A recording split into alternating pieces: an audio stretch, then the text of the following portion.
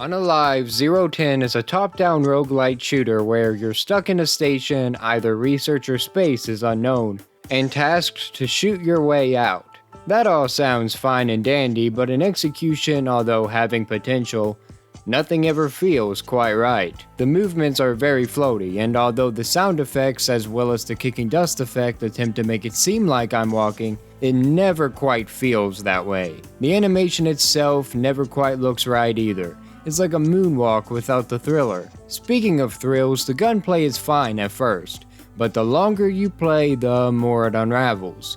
We get one gun and one gun only, so variety isn't king here. The ammo has 3 types, which are basic, and then the other 2 that are tied to enemy weaknesses. The only thing that could affect the gun at all are artifacts that we pick up, that we'll get into later, but I barely noticed much of a difference even then. You can, however, find a drone along your journey that will attack alongside you depending on the drone itself. They actually do pretty well for the most part, a pretty dang useful companion that actively contributes to exterminating enemies. You also have to charge the drone constantly at these stations, and if you don't, he dies.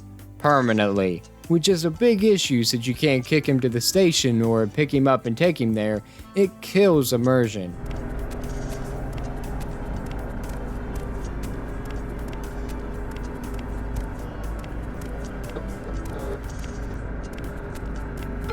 The drone is also the permanent progression within the game. You upgrade parts of it and those parts stay upgraded each run, although the effect it has on the drone are minimal to say the least. In order to upgrade the drone, you need microchips that can be gained from crafting at a workstation. As you progress through the game, you gain 3 materials used for crafting the chips, special ammo, and medkits. You will also stumble upon artifacts which will fill up on top that can change up the gameplay loop and helps with randomization. Some are practically pointless though, with no real effect for entire playthroughs, while others can save your life if you're lucky enough to find them. This is a really good idea, but in execution it never quite lived up to its potential. The variety was there, sure, but they didn't all feel impactful enough to need to exist. The last thing you can gather that is shown in the corner are blood bags. You feed the blood to these little guys here in exchange for more maximum health. Allegedly. I juiced these babies many times and nothing ever came out of it. Am I doing it right? I hope so, since the game told me I was smart enough to figure it out. Somebody comment and correct me if I'm wrong. I need a tutorial. Another thing that carries over are the trophies you collect from bosses. Every time you kill a unique one, your trophy case grows. I'm a big fan of this. That being said, the bosses themselves don't warrant such treatment. In fact, all the enemy designs feel uninspired, and the closest I can compare them as aliens to are the EDF games. They are a bunch of bugs, weird pods, and dinosaurs at one point for some reason. They have a multitude of problems as well. When you kill spiders, they blow up into a gory mess, causing intestines to fly and all the red worms to camouflage into the carnage and attack seemingly out of nowhere. Which, although annoying, wouldn't be an issue in the normal rooms, but when in boss fights, when they literally will spawn directly behind and in front of you, it makes things very frustrating. Especially since the bosses themselves don't stand on their own 2 feet, literally in the cases of the reskinned worms where they just exist and summon endless mobs till death, lacking any attacks or strength in and of themselves. Whenever I encountered other bosses that do fight, they are also surrounded by mobs, and made huge bullet sponges, making defeating them more of a chore than anything fun. Were they challenging? Sure, I suppose. But that's accredited to the amount of damage I take, the amount of damage they soak up, and the random speed and mobs that are with them, not because the bosses in and of themselves are challenges. It feels like fake difficulty if you know what I mean.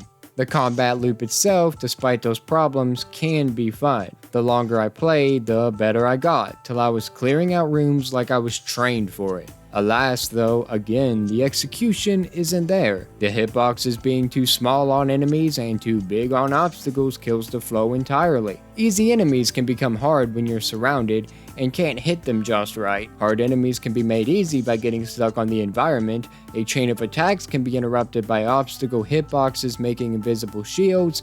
The pause attacks can land on what seems like the other side of the room and still damage your character. The enemies will get stuck on doors, so the moment you open the door, you get attacked. And because of that, you can't really hurt them as much as they can hurt you, because there'll be a door in between both of you. You open that door, they're going to hit you. What are you going to do? You're going to get hit. Yes, you can hit them back, but they can tank a lot more damage than you can. The bullet spongy nature of enemies adds more artificial challenge, while using the same gun adds to the feeling of tedium. The sound effects are the same constant sounds with no variety, which could have been rectified with the ability to find new weapons, but again, it wasn't. You only get one gun, so you gotta hear the same gun.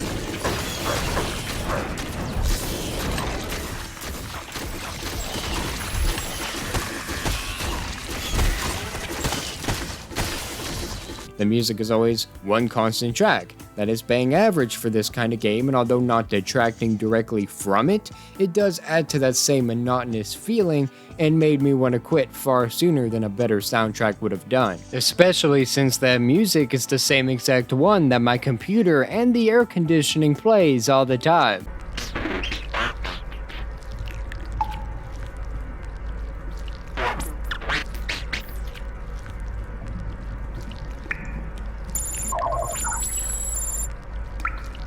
Now I know I've ragged on this game quite a bit, but that being said, it's because I do believe it had potential. There could have been a diamond here, but with the way everything is currently balanced, it's just really rough. If they can scale the enemies more towards the player instead of making some encounters seem wholly unfair, like with the multitude of dinosaurs boss fight, then that would go a long way, as well as if they could improve the hitbox disparity. Then, the flow wouldn't be broken and the loop would feel far smoother.